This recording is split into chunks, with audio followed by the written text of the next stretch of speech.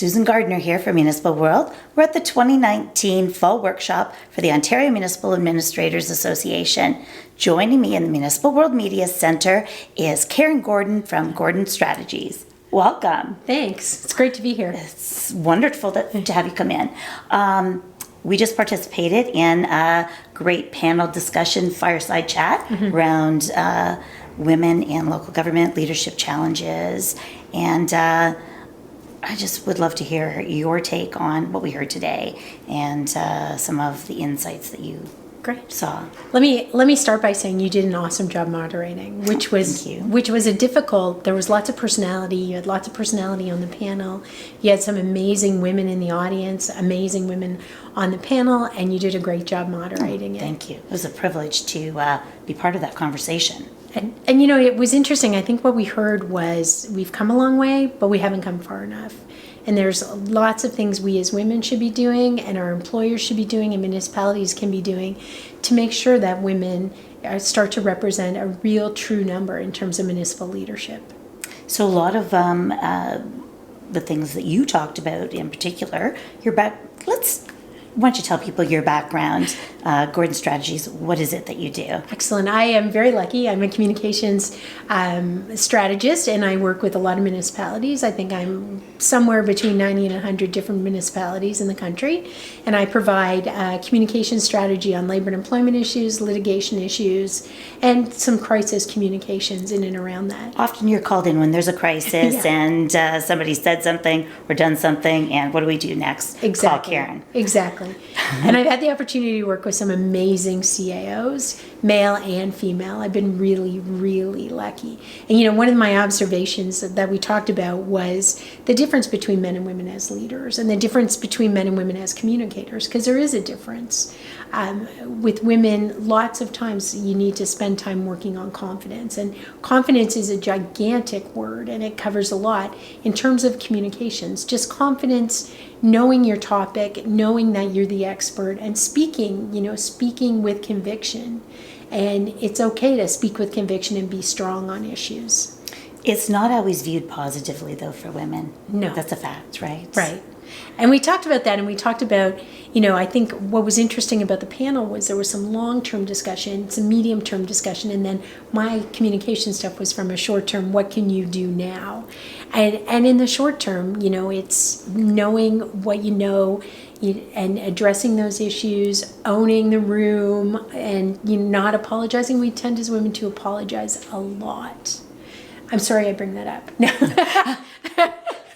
But that's one thing we do. We're sorry. That's one thing we do. And how do we work on that? And how as communicators and how as leaders, how your communications matters. And your body language. Body language is huge, and working on that to send a message. So those are some of the things we talked about. So some of those things are kind of behaviors that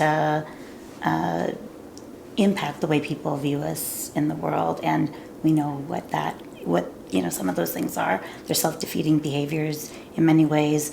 I remember, writing emails and somebody, looking over my shoulder and saying exactly that. Stop apologizing. Things are busy. You don't have to apologize. Yeah. Just say things have been busy. So stop using that language. So it's important, to think about that. It is, and everything, what's your brand? How do you want to be seen? And as a female leader, everything you do, those emails, I've had the same conversation where, why am I saying sorry for something you did? Those conversations, your body language, how you run a meeting, how you work with others, how you interface with others, how you speak at council, all of that builds towards your brand. And how do you want to be seen? And what's your plan for leadership? Those are a lot of the topics that we talked about. So during your presentation, you gave what I really thought, you mentioned pep talks, but I really felt it was a bit of a pep talk for, the women in the room, and, acknowledging the competence and brain power and so on that's in the room. There's a lot of amazing women. There's a lot of amazing people in the municipal sector, but there's a lot of amazing women, and sometimes they need to be reminded that they're amazing and they're smart, and it's okay to be smart. It's okay to be strong. And, I feel very, very privileged to be able to remind a group like that they're smart and strong and can do it. Yeah, it's good stuff. It's good Excellent. stuff. So, short term, we need to impact the things that we can Exactly. now. Talking about, honesty, it's important to be kind to people. We had some discussion around that. It's important to be kind to people, to treat people how you want to be treated. And for women, it's important to bring other women up and mentor other women. I've been so fortunate to have been mentored by great women and great men. And we need to remember that there's a whole, multi-generations, I'm old now, multi-generations behind us. And they need encouragement, support, advice too. And let's remember that. And there's a difference, though, right, between being kind and being too nice. Exactly. So let's talk about that. Exactly. I think you want to be kind, but you don't want to be taken advantage of, or you don't want to be too nice and have people run all over you. That doesn't help either. And in my case, you're nice until you're not. And sometimes that comes as a surprise, once all of a sudden you turn and someone's surprised that you have that part of your personality. So I think consistency, being kind, but not being taken advantage of for being too nice. And, having the courage sometimes, because sometimes it does require courage to say the thing that needs to be said. Exactly. Do the thing that needs to be done. Especially if you're with someone who only has yes people around them. Sometimes they need a no. Yes. Or sometimes if it's no people, they need a yes. But having the strength to be that person. Awesome.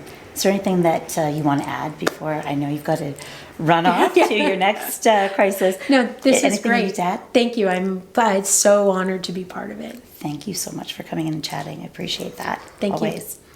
Susan Gardner here for Municipal World with Karen Gordon from Gordon Strategies. We share your stories.